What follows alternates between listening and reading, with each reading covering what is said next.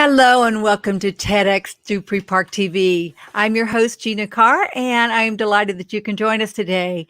We are so excited to bring to you some brilliant people who are going to share some real wisdom with you and help brighten up your day and help you head into the weekend. And depending on whenever you're watching this, hopefully it'll brighten up whatever day you're having. Well, at TEDx Dupree Park, we've been busy getting ready for our big virtual event, and it's going to be held on December 5th and 6th from 2 p.m. to 6 p.m. Eastern. And you can get your tickets today at TEDxDupreePark.com. And they start at $27, and that's for general admission. You're going to get to be able to watch the speakers, and you'll be able to interact with the community in the chat. And then we have some VIP tickets available for those who want to take things a little bit deeper and go into small groups to visit with the speakers. And those are available for $97. It's going to be a wonderful event. Some people are sharing total brilliance with us. We've been watching the videos as they've been coming in because they will be pre-recorded. They have been pre-recorded, and then we'll be sharing them with you guys. And this event will be what we call a hybrid. There'll be some live interaction. There will be some recorded videos. And so this is what in our world today we're calling a hybrid event, live plus recorded. Well, to help me with our event today and to tell you guys about what's going on, let me bring on our organizer of TEDx Dupree Park, and that is Steve Monahan. Hey, Steve, great to see you today. I'm fine. How are you doing? Doing just fine. Good. Have you gotten a chance to see any of the videos that have been coming in already? Yes, I saw a few, and I saw the one by Jag, the professor at Emory. And he actually had two, and we picked one, and it is powerful video. I could see that one going viral. He's a very learned man, and Jack Winch, the photographer that volunteers for us, not photographer, but video. He's done work in Hollywood and Academy Awards. He has a Netflix series that he's done. He's doing actually a Netflix series, a YouTube series for one of our speakers, Dr. Good.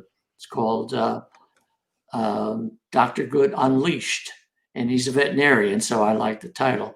So he shot that one, and it had a pure black background, and it was just so unique.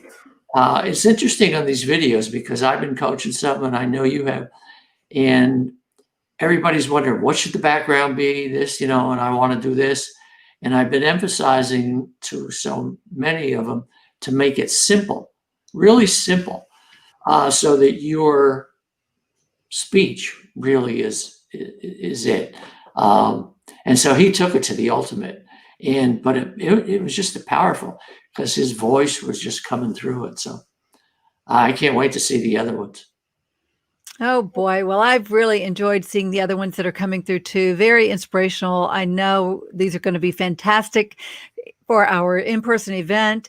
And then eventually they'll be up on the TEDx YouTube channel. And so that'll be fantastic too, to share these big ideas with the world. And I'm just so grateful that you took the time and effort and money to put this out into the world and to become an organizer of a TEDx so that you could help get some of the ideas that are important to you out into the world. Did you have some thoughts to share with us today about that? Yeah, I've started another blog on animals, and I didn't want it to be the same thing.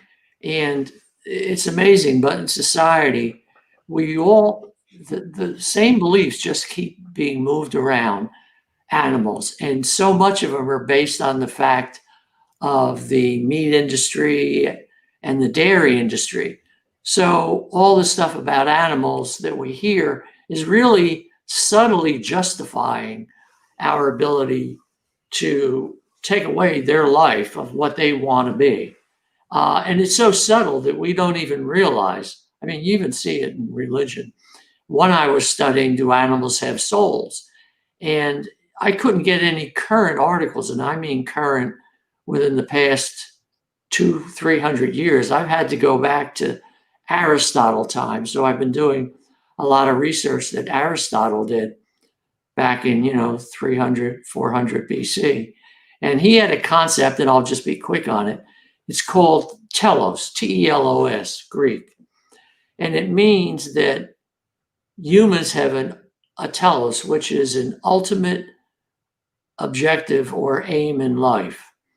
And it's like our purpose and how we want to accomplish it. And he believed also, and he raised animals. You wouldn't think Aristotle did, but he did. And he said farm animals and all animals have an ultimate purpose. And when we disrupt that, it's really inhumane. It's wrong. Now, so what do we talk about is, well, you shouldn't harm an animal, and shelter animals or this. But he goes even deeper. For instance, I have an Australian Shepherd, and he is born to herd. He is raised to herd. That's in his blood. There's other animals, elephants, all that, but they have a purpose. And when we put them in a factory farm and we put, let's say, the pigs in this little cage and they can't move, well, he goes into the depth of pigs have to move in mud, and it just benefits the nutrients in their own body. It gives them health. And without going on to it, but there's so much depth to just how an animal is and how we live. And when we deny it, we're denying them that, not just the fact of eating them, but we're denying them what they were born for. And he, basically says they have a soul and we have a soul. And they are trying to reach their end while they're here, while we're trying to reach ours here. So that's where I want to try to take my blogs, somewhat inspired by one of our speakers, Boudreaux. What's her first name again? Kath. Anyway. Colleen Patrick Goudreau. Yeah. And she really goes into the depth of that. And I really liked hers. And I had to go back to, 1,000 years, 500 years when animals, man, and nature lived naturally. And we don't even live naturally, never mind the animals. So we don't realize how we are so disconnected to nature, where we're trying to control it all the time. And it was not meant to be controlled. We're supposed to go with the flow of it. But especially North Americans, we believe we have to control everything. And it just frustrates the hell out of us, and it makes our lives maybe not as happy as it should be every day. So anyway, I just kind of think it's interesting. Studying animals, you really learn about ourselves. That is so true. Yes, over the years, I've spoken a lot about the sentience of animals and the ethics of eating animals, which, of course, I believe is not what we should be doing. And since I stopped eating animals years ago, I definitely feel so much better, just emotionally, physically, and my head and just my whole being is so much more in congruence with my values of compassion and kindness, and just what the way most people are wired. But this attitude about animals is manipulated and drilled out of us at an early age. So I know that that's not a lot of what we're talking about in our show today, but we are going to be talking about that, especially the health benefits of eating plant-based next week. Let's just pivot a little bit here. Number one, I'm just so inspired that you're constantly out there seeking the truth and seeking knowledge and trying to learn about what helps people be more happy and coming back and sharing that with us. And that's just very inspiring to me. So I really appreciate that you're doing that, and the fact that you have the new blogs and you're just always reinventing and always creating. Yeah, that's why I'm happy to see Myles today. And the speakers we had last week, Rosenberg, is that her name? Renee Rosenberg? Yeah, on, I'd say the word aging, but that's not really right. It's just based on a person's age. Either you're too young to do something or you're too old. You got to be, if you're in corporate, you had to be, if you didn't make it by 42, we knew it. We knew this going in. That's why they worked you to death, because you knew you had to get somewhere by 42. So I got as high as I could at 53 and I left. It was like, I'm not playing this game anymore. I'm going to find a new life and create a new life. And that's what Myles talks about. You can create it. I'm proud to say it. Look at me. I'm 75 and I started a TEDx.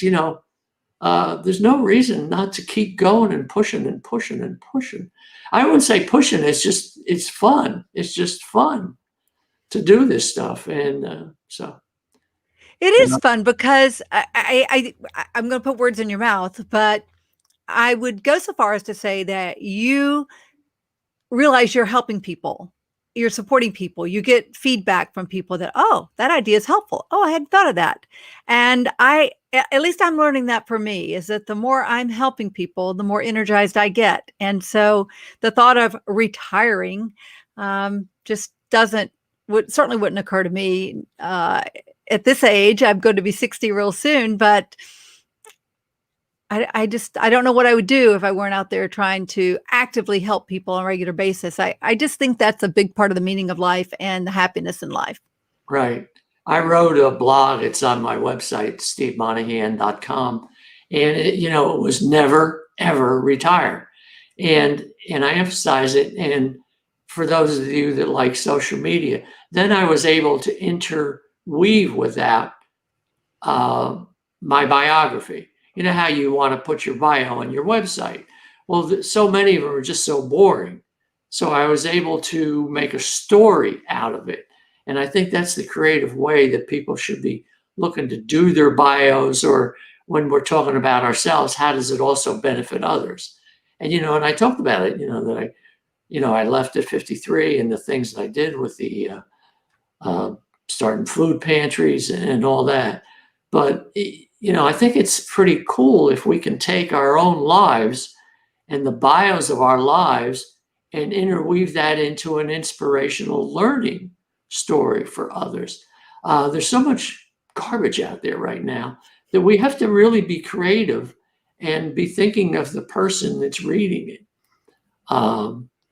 So, it's that marketing aspect too, that it's really cool that we can do now, like we're doing with this virtual event, and the things that you've got going with the different Zoom rooms and this room and the VIP room. And it's just really so nice. Just constantly learning and applying. And in the end, it's all about helping more people. So let's talk about the event before we bring on our first guest. If you go to TEDxDupreePark.com, you're going to get a big button right there that says get your tickets today. And so you guys can see that. Let me pop over to the right spot so I can move around a little bit here. So it's going to help you get tickets. If you want to click on and get tickets, that's fantastic. If you want to look around on the website a little bit and come back up and buy tickets, that's good too. It shows you about our wonderful sponsors that make this possible. And it tells you a little bit about TEDx Dupree Park. There's a great video you want to catch there. And then other events right here that are going on.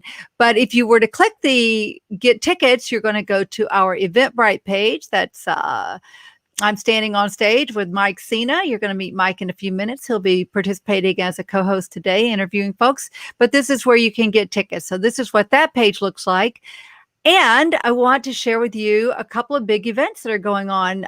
We were talking about eating animals and health and that sort of thing already. And so we have a fantastic event next week that several specialists who are plant-based health specialists talking about how they're seeding health greatness with their plant-based living. And so that's going to be next Friday on November 20th at 11 a.m.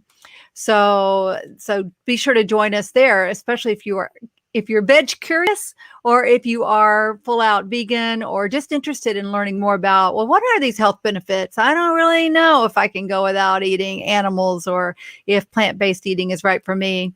And the day before that, we're going to have TEDx and RX. So this is what we're calling a tribute to care, compassion, and connection. And Bhavna Mutta, one of our esteemed team members, has put this together with Dr. Daniel Snyder, Dr. Bill Massey, Scott Knorr, let's see who else is on there. Laura Cranston, Suzanne Solomon, who was one of our guests last week. So that's going to be this Thursday, 7 p.m. Eastern. So these are some new events that we're doing. We haven't done anything like this before, but they're events. What ended up happening kind of accidentally, somewhat accidentally, and somewhat because of the interests of the people on our team. We have a lot of pharmacist-based people on our speakers as our speakers, and we have a lot of plant-based people that are our speakers. So we're going to do these community events to help explain that to people and explain what's going on there. What do you think about these events that we have going on for next week, Steve? Boy, I'm really excited about it. This thing has grown so much. I mean, for instance, the one, Dan Schneider, he has his own series, The Pharmacist, on Netflix. And he is taking on Big Pharma. His son was murdered in New Orleans, and how the story, how he found out how it happened, how he had to take over the investigation because the police back then thought, well, it's just another kid on drugs. They weren't going to do anything really about it. So, I mean, it's just an amazing series and what he's done. Now he's involved with Miss America, who is a pharmacist herself, and they're advocating for taking on the Big Pharma and holding them accountable for what they've done to take advantage of loss of employment, the things that are going on economically that's turning people to this, and how they've even created drugs that really want you to keep coming back. So these both series that you've put on, I commend you for doing them. And they're free, right? Yeah, those are free. Yeah, they're free, just like these shows. And that's just part of what we're doing, is trying to create a community. We've built a huge community. I'm really proud of this whole group here, of what we did. We didn't hide and wait till, this is over. We've been moving full speed ahead, and we've all learned something from it, and we've met wonderful people. This TEDx brand is such a strong brand, and it allows us to talk about things that you're not going to hear anywhere else unless you go to the long podcast forms, of an hour or something like that. So it's great television, but it's great for learning, compassionate living, caring for others, and it's uplifting because there's so much good in this world. There's so many wonderful people. There's such great ideas out there. There's so much hope for the future. And that's what we're trying to share. And the news doesn't want it because it just doesn't sell much, to their marketing strategy. So.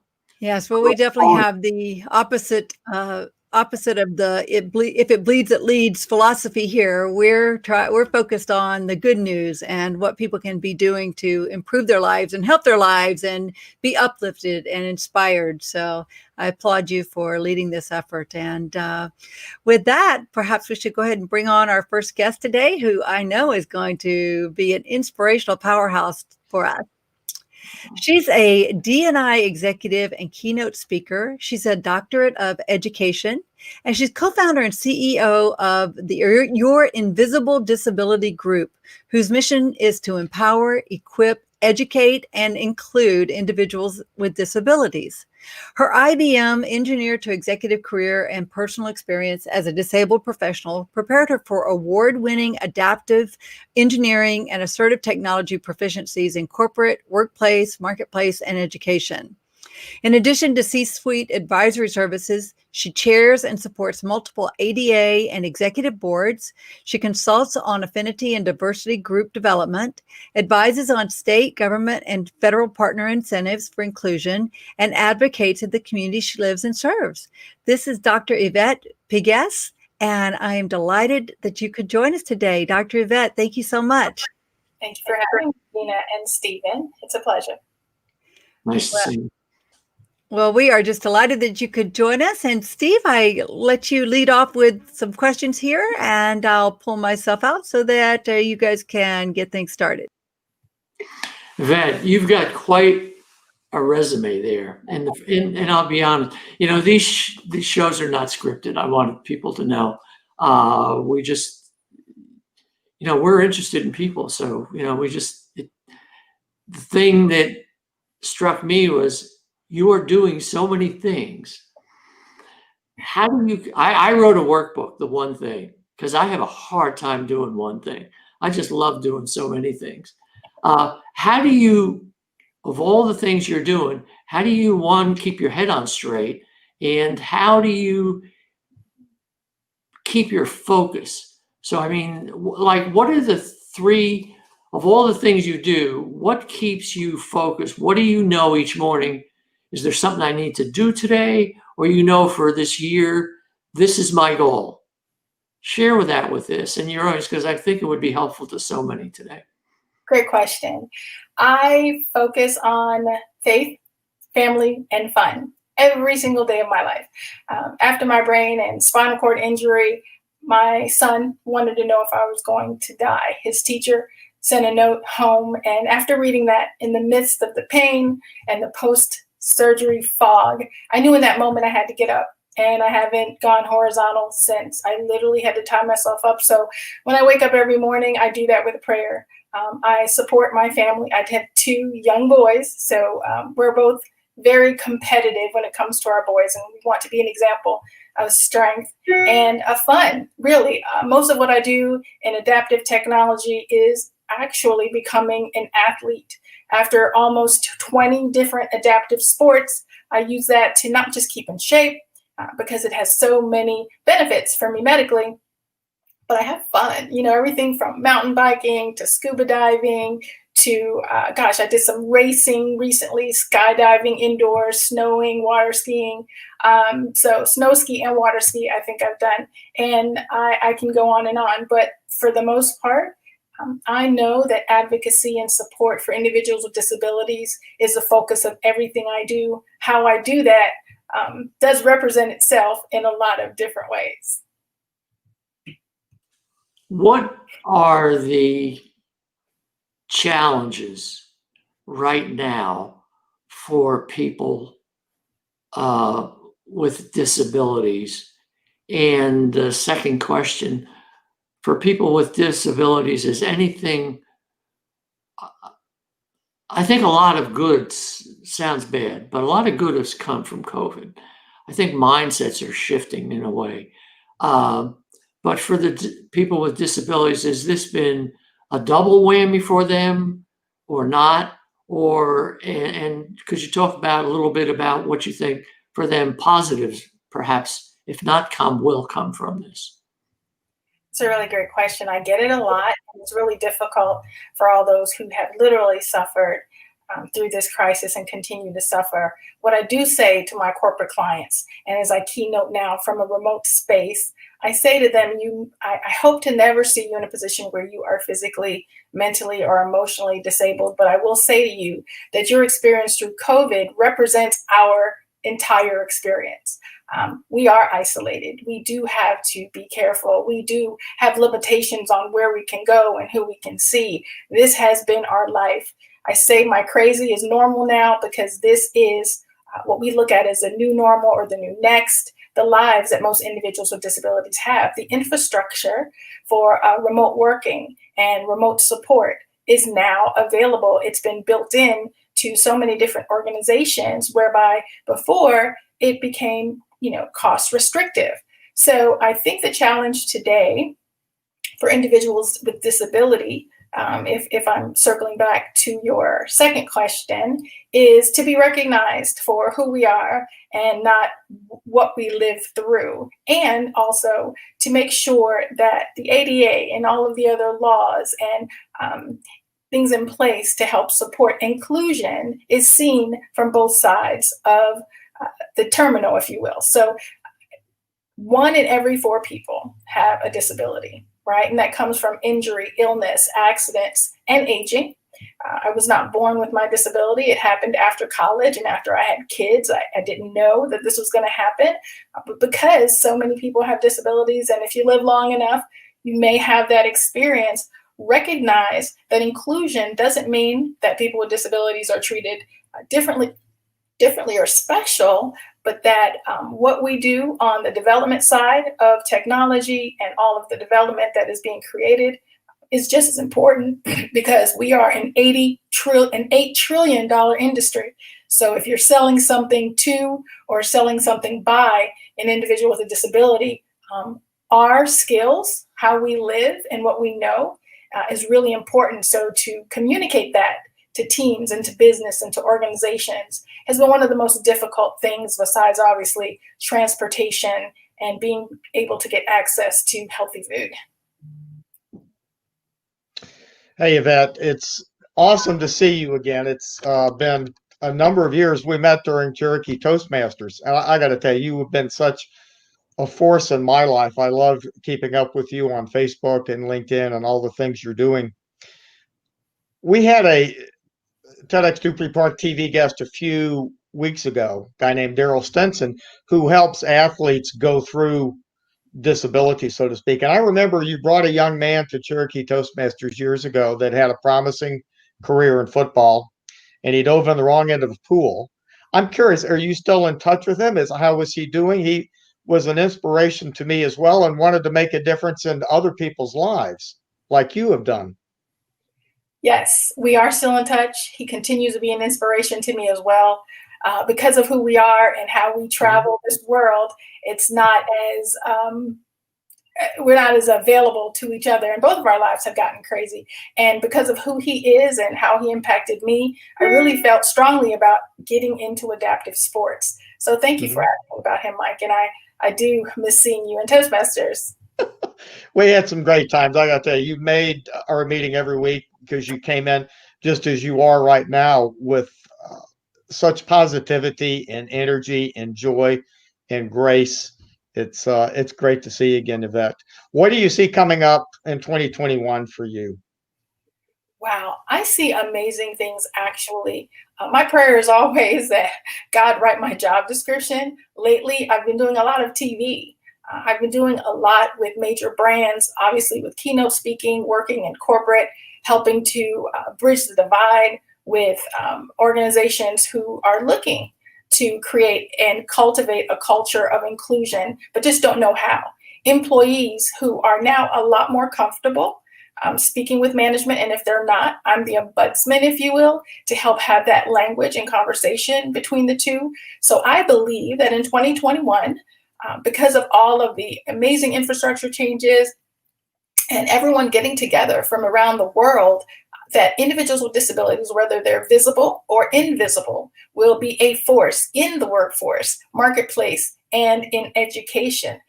As you mentioned, the young man is doing great things. So many people with disabilities are doing great things. As I sit on this TEDx, I'm sitting in a wheelchair, but that's not as obvious as if as if I were rolling into a room. Right. So I believe that there's this inclusion that's coming across, belonging, which is, I believe, the baby of, diversity, equity, and inclusion. Once you get those three together, individuals who feel like they belong, whether it's remotely or otherwise, with inclusion of mental health supports in the workplace, is something I see really happening. It's beginning to happen now. Major brands are recognizing for recruitment and retention that belonging has to happen. The culture has to be cultivated.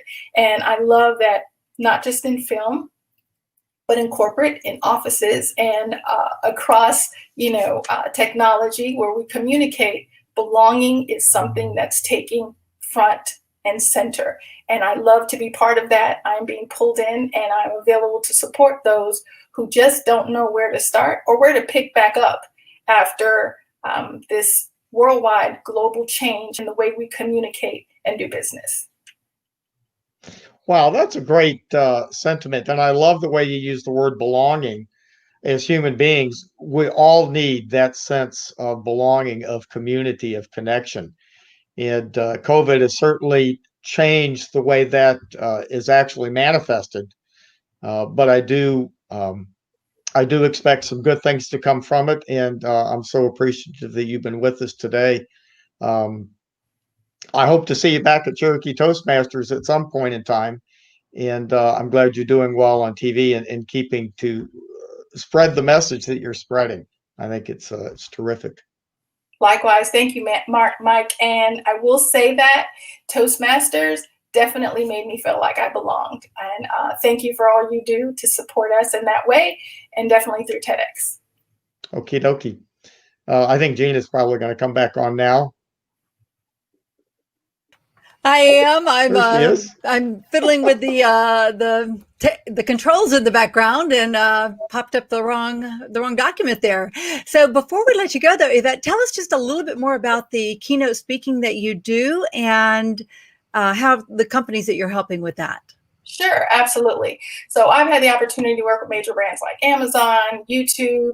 I've worked with Georgia Power. I continue to work with major top 10 and some of the smaller businesses. The keynotes are a great entree into having a conversation with an audience specifically chosen, and sometimes to the entire company, to make sure they understand that employee resource groups and affinity groups help to bring individuals together in a place that is not just comfortable, but helps with recruitment, because these are experts in those areas, whether it be LGBTQ+, whether it be women and men of color, whether it be people with disabilities.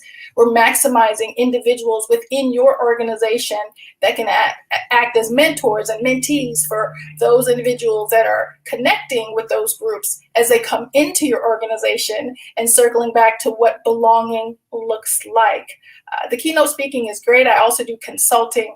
I have long-term relationships with companies that I do adaptive engineering with. So like Pride Mobility and AMS Vans and Teamy and all of these organizations that use me as a crash dummy, if you will, which I'm very happy to do, to try out their tech, to make sure that someone with a disability, someone with difference can function and be kind of an end user focus that works with their engineering teams to create solutions for all. So just like we at Your Invisible Disabilities say, we do want to include all, and that's everyone. And I think COVID has helped and forced us in some ways to work together and get to know each other.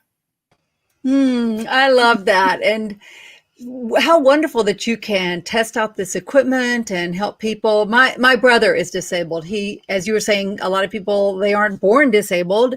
Something happens. I think he was in his 30s and terrible car accident and traumatic brain injury and, just multiple things. And so it's been really heartwarming to see the things he's been able to do. He picked up being an artist just a couple of years ago, and he's created these beautiful works of art that I hope to get out and share with others soon. In fact, maybe we could share it in our TED world, because TED is technology, entertainment, and design. And so design, we can be sharing more works of art from people. But thank you so much. It's been really inspirational to meet you and to hear of your story and to see the different ways that you're helping people individually, as well as in organizations, as well as companies, to design their products so that they can be more helpful to people. So thank you so much for all you're doing to spread greatness in the world.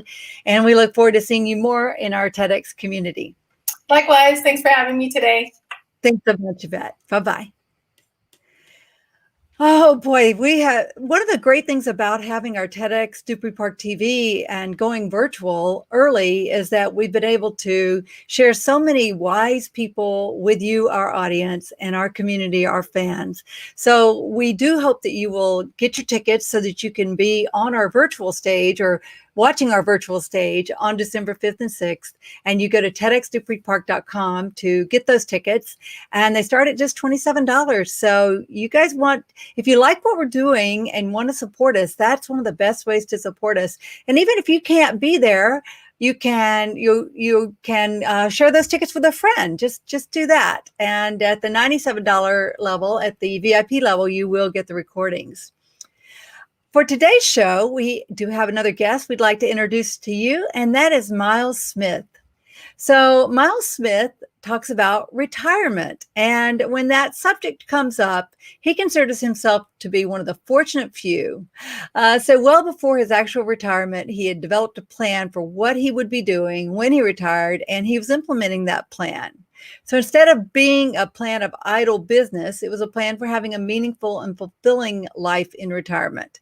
It was about the same time, that was 2008, when the economy destroyed careers and businesses for so many people, and people especially who were not prepared for their shifting into retirement.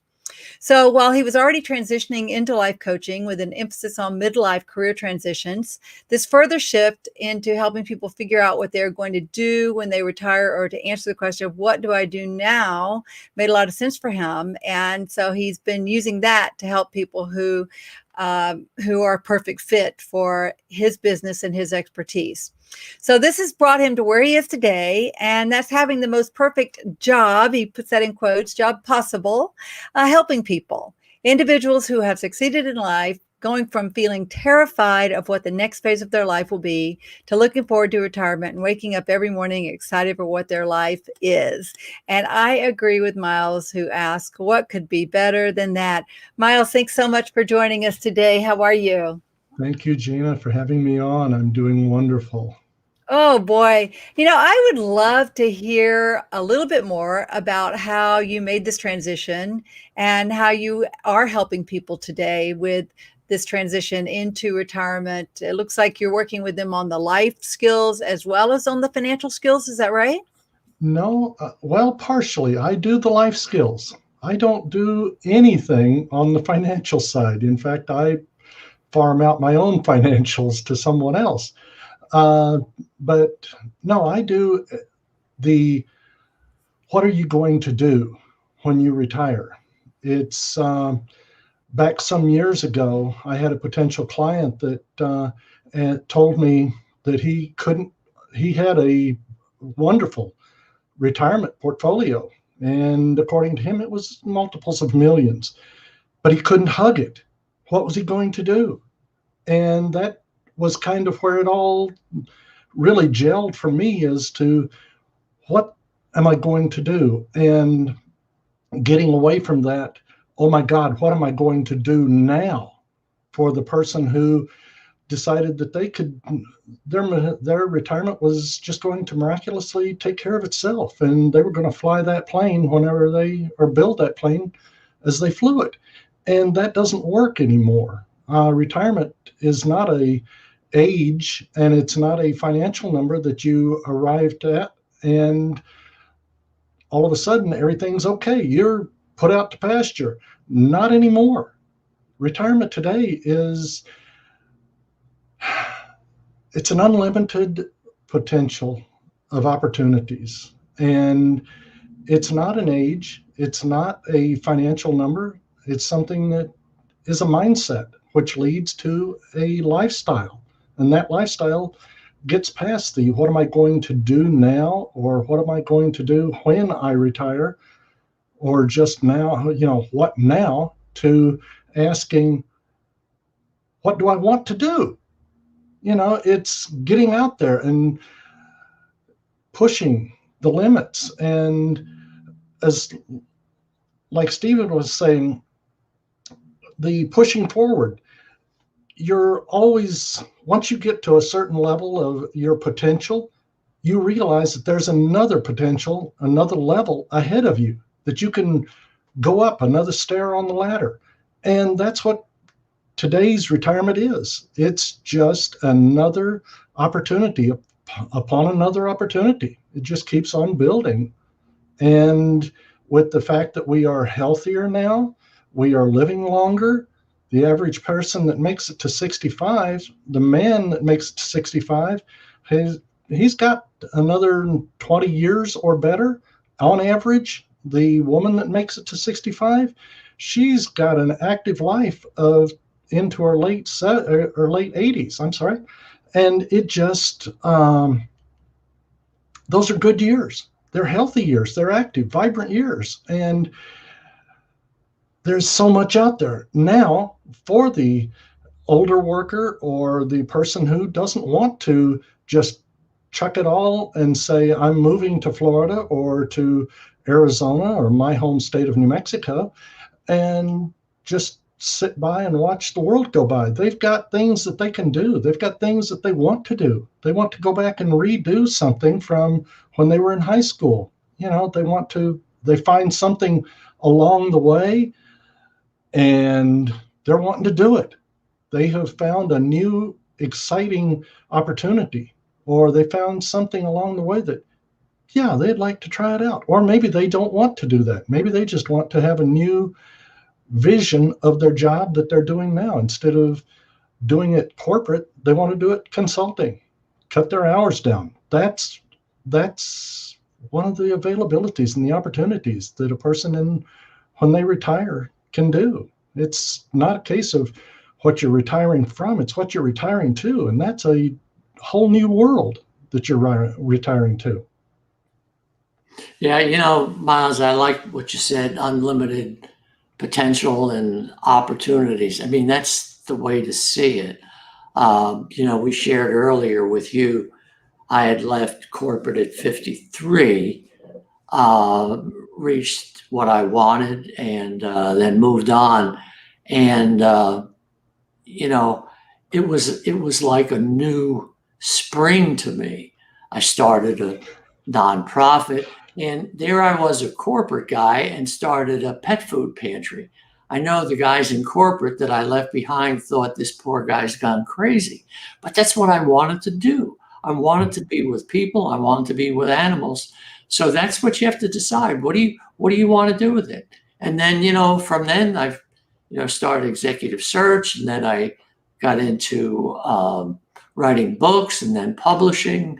And, now it's 75, I'm starting a TEDx. And, so, I like to say that, and I don't mind saying my age, because people have to, it's not really an age thing. We really could live to 100 now. So there's always that 10-year window. What do you want to do next? You can do anything you want. What do you want to do? And, that's what I found when I've done coaching, is the hardest part is people not wanting to go inside and think about what they want. How do you help people when they're reluctant to dig into their own, what is it they really want in life?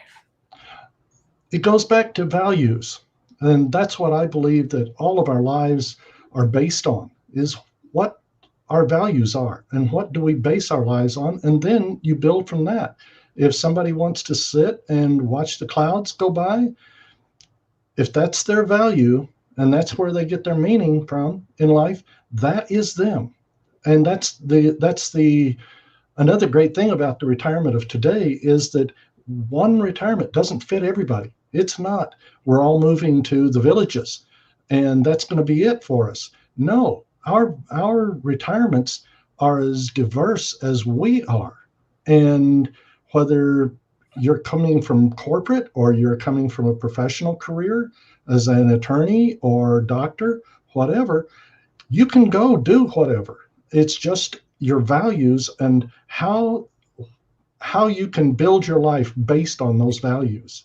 And then it's a case of getting them past the old version of, and the old, I like to say, outdated mindset of reality of leisure and idle busyness. Today, it's activity, and people are wanting to do things. We grew up in a time where we were expected to get out and get busy. As soon as we graduated high school, we were expected to go to university, go into the military, which wasn't a big option back in the early 70s, or get a job. It doesn't matter what it is, just go get a job. Well, now we don't have to just go get a job or go get any job. We can choose the job we want. We've just got to get past that mindset and say, what is it I want? How am I going to make that happen in my life? And that's where I help people, is I help them figure out what they want, and then we make a plan for how they're going to make it, or make that reality, and turn that into a meaningful, enriching, and fun retirement. I mean, life is to have fun. It's for meaning. And that's what retirement can bring you. Yeah, I would agree. You know, the corporate mindset has been, it's almost like we're not supposed to have fun. This is serious. You know what? And it's serious, yes, but we're really supposed to, it's fine to be happy. I like to tell people, it's okay to be happy. Don't worry about it. Retirement It's for okay. work's always been a four-letter word. I'm a serious person, and I have to keep working on that myself because it was just ingrained in me. That was the culture I grew up under. And like today, I was thinking, what can I do to be happy today? I almost have to program myself because I've been so deeply programmed. But it's really kind of funny. But and even the talk now is serious politics and all this. Mm-hmm. It doesn't have to be serious. Just go out and have fun, and it's you're not going to go to hell because you were because you were happy. Don't worry about it. You're going to be fine.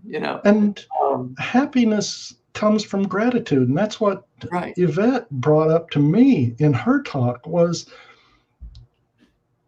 well, I'll say it this way. Whenever I get normally asked by just about anybody, how am I doing today? The normal response that you or they expect is, I'm doing good. No. Normally, I will admit, or I will tell them, I'm doing excellent. I woke up this morning. That is something to be grateful for. That is something that feels good. Doesn't matter what the day looks like, how, whatever. Aches, pains, hey, I've got them. And they're the fact that I look at them as scars that I survived, And so that's part of the whole retirement thing too, is we survived. And instead of working, which people used to think of as, or they would say, oh, work, it's a four-letter word. You're not supposed to like it. Well, what if you did? What if you liked what you did? What if you didn't like it, but you want to do something now and explore a new horizon in retirement? It's a perfect time to do it. Go out and get out of the house, and even now, get out on the internet. Get out and find what you want. Look out and see the horizon ahead of you, and go look over and see what's on the other side of that hill. Myles, you and I share a lot of the same affinities. I help people build their wealth and manage their money, and a great deal of my practice is helping people make the most of what they have and live more in the present. I loved your line, I can't hug it. And that is absolutely so true. Is on occasion I will work with people that are so focused on the number in retirement that they're missing out on what's happening today, making the most of what they have. How do you deal with that with new people that come to you? They're still so bluntly wrapped up in their role as a business owner, a business person, an executive, and they're making this transition. How do you help them realize that the role doesn't define them as a person? Goes to their identity. And what again, goes back to their values. There are 5 primary fears and emotional issues people have around retirement and transitioning into retirement. Fear of losing their meaning, losing meaning in life, losing their purpose, losing their self-worth and their self-identity, and then losing becoming isolated, the socialization, which we've all gotten to get a good dose of that here the last 8 months or so, and which has brought the older, the person who is isolated, brought us out, and so that people can see what we've been dealing with. But that loss of identity, that is, I can't explain in the depth of how that touches people and how fearful they are and how that they lose their identity of not being VP of marketing, or they lose their identity of not being a school administrator or whatever. That goes to so many parts of their life. And that's whenever I go back and say, what did you bring through all those years? You've got experience. You've got a wealth of experience. You've got a wealth of knowledge, a skill set that nobody else has. You've got managerial and leadership insight. What would you like to do with that? How can you see yourself applying that? Maybe you were an accountant. Hey, tutor students that are struggling with math, things like that. How can you use what you've got, the vast wealth of who you are? Bring that and mine that, dig into it and figure out what you want to go with there and what really fills the values that I spoke about earlier. Where do those values interplay with what you did, what you want to do, and what you can do? That's really good stuff. Thanks so much. I'm curious how the age of COVID has changed you personally and changed your business, how you're reaching people, how you're helping people. Could you talk a little bit about that? Yes, good, very good question, and one that I've had to explain a couple times, in that COVID actually helped my business because there were so many people that realized, 6, 8 months ago, 9 months ago, that this world isn't going to be the same. It's not going to be the same when we come out of it. Plus, the older worker is the first one to go and the last one to be picked back up. So that being the case, these people are looking back to 2008, 2009, whenever they were outsourced, downsized, whatever euphemism you want to use. They were called redundant, as far as, to use an English term for it, that they weren't needed anymore. Well, now they're seeing, I'm not going to wait for the company not to bring me back. I'm going to transition into retirement. I'm going to see what I can do for this next phase of my life, instead of waiting for the company to tell me, you're not coming back. Whenever that call comes, I'll already be able to say, nope. That's what a lot of people are telling me, is they want to be able to, when the call comes back or comes through, that we're going to bring you back. Don't worry about it. I've got something else and I'm working that plan. That's where it's helped me. I love that. I love that that's the coaching that you give people. That's the empowerment that you give people, because it's so wonderful to be able to take things into your own hand, take your own economy into your own hands, right? And be able to create something not out of nothing, but out of your own experience and your passions and your expertise. I think that that's so rewarding, and that's great to hear that you're really helping a lot of people with that. It's like I said, I've got the perfect job. I don't care what anybody else says, how great their job is. No, I get to help people that have either been through 40 years of work, and all of a sudden are saying, what am I going to do now? Or now that COVID has come along with that, and they're looking at it and going, oh my God, I don't have a plan. What? And I've had people crying on the phone. What am I going to do? And whenever I can tell them, we can build a plan. We can sit down and work together and figure out what you would like to do in this next phase of life.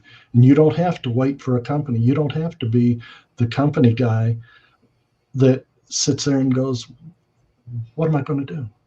It's a case of, what do you want to do? What do I want to do? And you build that plan. I work with them to build that plan and go from there. Well, you help them with the ideas and the concepts and the confidence, because so often when they've gotten to that stage that the companies just aren't calling them back, and they don't hire them, but they don't tell them why, right? They just pass over them, and they know. We all know. Yeah, it has we to all do know. with age a lot of times. So that's so wonderful that you're helping out. Well, for folks who want to get in touch with you and get some help from you, who might be in this boat, I mean, you can help people from literally all over the globe with this issue, right? Yes, I currently have a client in Norway, one in the UAE over in Dubai. I have somebody in Singapore, and the people that are here in the States and Canada. Oh, Oh, and terrific. Brazil too. Brazil. Oh, how nice. Yes. Yes. Well, I was in Hey. Dubai and Singapore a few years ago, and wonderful places. But is the best place for people to reach you at this website, empoweredtransitions.com? Yes, it is. Yes, it is. Or just email me at myles@empoweredtransitions.com. Okay. Well, Myles, thank you so much for joining us today, and go on out there and seed some more greatness in the world and help a lot of people, and look forward to continuing to see you as part of our community. We appreciate so much. I know many times you're out there commenting on these shows, and we feature your support and your brilliant comments. So thank you so much. Thank you, Gina. Thank you, Steve. Mike, good talking to you. And Yvette, I've got to say, you are so inspirational. Thank Oh my you. goodness. Yes. Absolutely. Yes. Well, thank you so much, Myles. All right. Bye-bye. Bye. All right. Well, let me bring my colleagues back on here. We have Steve Monahan, the organizer of TEDx Dupree Park, and Mike Zena, the co-organizer of TEDx Dupree Park and co-host of TEDx Dupree Park TV. Well, as usual, we had another inspirational show today. These folks, they're just, my goodness, there are a lot of brilliant people in the world, and I love that we're able to shine a light on their brilliance. Right. And the thing both of them had in common is they get such joy in helping others. And so they've really figured it out. And that's really what it is. I keep saying it, and I'll keep saying it. We all have the same purpose. It's to help others. But we can do it whichever way we want. You could be run a bar, you could drive a race car, you could have a wealth management firm, you could have a video rock star. Whichever way we want to do it, we can do it. That's the thing. That's the only choice we have. And the happiest people are the ones that help. And just look at those two today. They love what they're doing. And by loving it, they get more business from it. It just comes simple when people know when you doing something you love doing. Yeah, it does make a huge difference. And I got to tell you, looking back, particularly on TEDx Dupree Park TV, some of the fabulous people that we have met and been able to share their ideas. This whole TEDx Dupree Park has been what an adventure, I think, for all of us, our team, our speakers, our sponsors, our ticket holders, our community.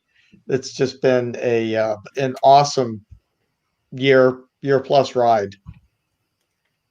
Well, it truly has. And I'm so eager to share our speakers with the world on December 5th and 6th. And you guys, you can get your tickets at TEDxDupreePark.com. Just pop on over there and get those tickets. We do have a limited number, so you want to be sure that you get your tickets there. And as we were getting started today, I did want to bring up a comment that came through from Sarah Tacon, who said that today is World Kindness Day. I didn't know that. And what a beautiful thing for a Friday the 13th. Here, November 13th, 2020. I love the thought of World Kindness Day. Wouldn't it be such a better world if people would be more kind to one another and to all sentient beings? Right. Yes, indeed. Yes, indeed. Nothing. Costs absolutely nothing to do. And you get something for it. What a deal. You truly do. All right. Well, you guys tune into our website and our social media channels, especially here on Facebook. Well, right now we're broadcasting on Facebook, YouTube, and to Twitter, but especially tune into our Facebook TEDx Dupree Park, because we'll be talking about the events that we have going on next week. Let me just do a quick screen share on those again, because I want to make sure that you guys know about them. Let's see if I can pull those up here. Yes, we have. So TEDx and RX. We're going to be profiling some of the rock stars from the pharmacological community. So it's a tribute to care, compassion, and connection. And it's on Thursday night, November 19th from 7 to 8 p.m. Oops. Let me scroll down a bit so you can see those faces a little bit better. There we go. All right, you can see those now. That's a little bit better. Scott Noor, Bill Massey, Dan Schneider, Laura Cranston, Suzanne Solomon, and Bhavna Mutas. So that's going to be a fantastic event. And then Friday, we will be broadcasting. We will have another community event with our TEDx MedX. There are a lot of people in the medical community that are going to talk about plant-based living and the health benefits of such. And so you can join us there. It's going to be Dr. Neil Barnard. He's a New York Times bestseller, Dr. Christina Miller, Dr. Deborah Shapiro, Jean Schumacher, and Deborah Shapiro and Jean Schumacher are actually going to be on our TEDx stage on December 5th and 6th. So it's going to be wonderful. Pop over to our website right here, TEDx Dupree Park. Oh, we've got our countdown banner up already. Oh my gosh, no way. It's only 21 days away. Isn't that wild? Yep. And click right here so you can buy tickets, and it will take you to our Eventbrite page right there so that you can get your tickets. So with that, you guys, thank you so much. And let's share our show and get people into our events this week. So everybody go Seeds of Greatness. Yep. Have a great day. And we'll see you next week. Okay.